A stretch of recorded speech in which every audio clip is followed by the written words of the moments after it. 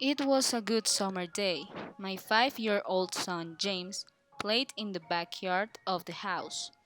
I was in the kitchen feeding our cat when I heard something that sounded like James talking to someone in the backyard. I decided to go outside and see how he was. When I entered the backyard, I was a bit confused, since James was the only person there. Did he mean himself? I would swear I heard another voice. In that instant, I called him. He came in and sat at the kitchen table. Because it was lunchtime, so I decided to make him a sandwich. Who are you talking to there? I asked.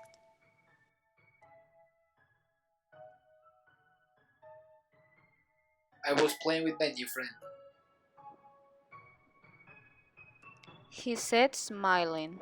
I served him some milk and kept asking, does your friend have a name? Why don't you ask him if he wants to eat with us?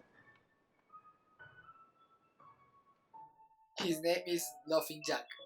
He's a tall boy, he has pale skin, he wears a black jacket, a striped scarf, and always smiles. I realized that my son was talking about an imaginary friend. I assumed that it was normal for boys his age to have imaginary friends. I thought it was just a phase. The rest of the day went by as usual, and it was getting late, so I put James to bed.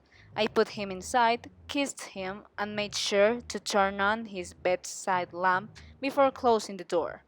I was very tired, so I decided to go to bed shortly after, and suddenly I heard a laugh. A horrible and evil laugh. I woke up the next morning in a cold sweat. That night, I put James to bed as usual and went to bed early. Suddenly, a loud noise from the kitchen woke me up. I jumped out of bed and ran downstairs.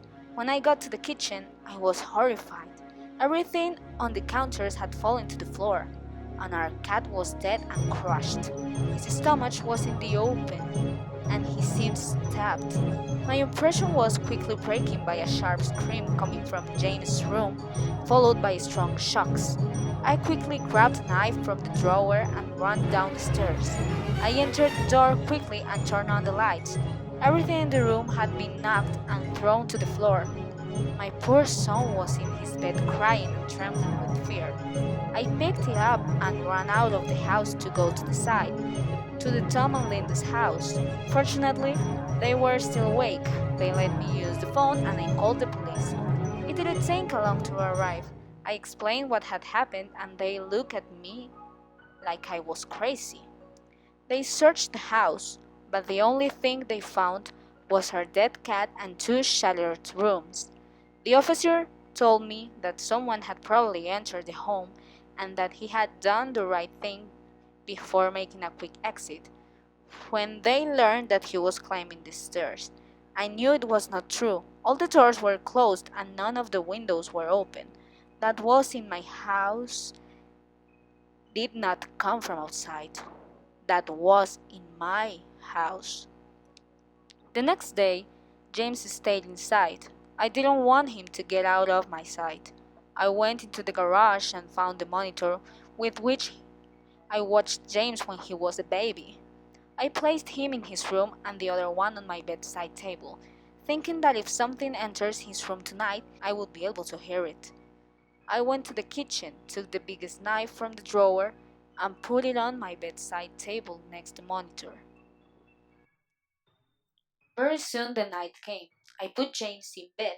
He was very afraid. He said that Jack would come for him, but I promised him that I would not let anything happen to him. I kissed him good night, and before closing the door, I whispered, good night, James. I love you. I tried to stay awake as long as I could, but after a few hours I felt too tired. Just when I put my head on the pillow, I heard the soft noise on the baby monitor that I had put on my bedside table. At first it sounded like interference. Then it turned into a soft moan. I thought, is James asleep? Then I heard the horrible laugh. jumped out of bed and quickly grabbed the knife and ran to James' room. Tried the light switch, but didn't work. I took a step and I could feel a thick hot liquid on my feet.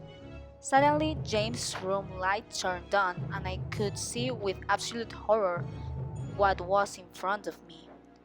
James' body was nailed to the wall. He was pierced through the nails of his hands and feet. His eyes and tongue had withdrawn along with most of his teeth. My eyes flooded with tears. I could hardly believe it was my baby. Then I heard it again, the soft, desperate groan. I shouted lightly, "James, you're still alive!" My baby in pain as soon as he clings to life. I ran outside the room and vomited on the floor, but my illness was interrupted by a grotesque laugh coming beside me. I turned around. Then from the shadows the demon arose. The one responsible for all this horror was Laughing Jack. He let out a disgusting laugh to let me know that he was happy with my reaction to his work. He slowly turned around in front of James and began to laugh even more horribly. That was enough to shake me with terror, and I told him, "Get away from James, you son of a bitch!"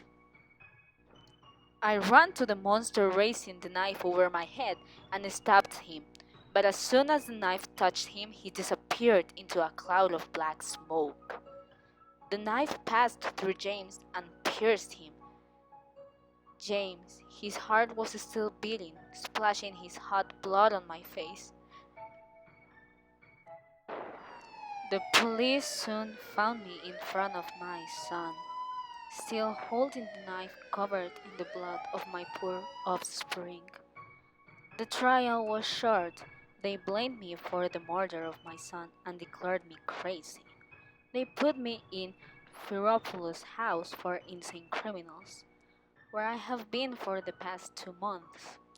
The only reason I'm awake is because someone is playing Bob Goes the Whistle outside my window every day.